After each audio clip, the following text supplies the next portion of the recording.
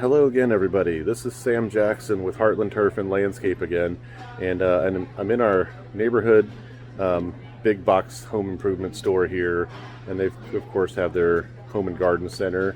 And one of the most common things I hear, that's my daughter Layla trying to get in the video. One of the most common mistakes that our customers make when it comes, they'll use some of these this weed and feed kind of product, weed and feed and fertilizer and weed control. Often hear that I use those things, but I still have weeds, and why isn't it working? So the most common mistake that people make is that the weed killer part of the product actually needs to be absorbed through the leaves of the plants, and to be absorbed through the leaves, then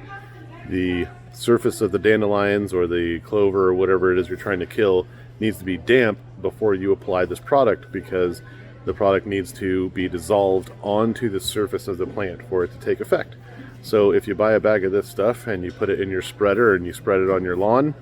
and it doesn't dissolve onto the surface of the plants right as soon as you put it down, then it's going to get blown off of the leaves, or it's going to get washed off when it rains, and when it dissolves, it's going to be dissolving down into the ground rather than on the surface of the plant. So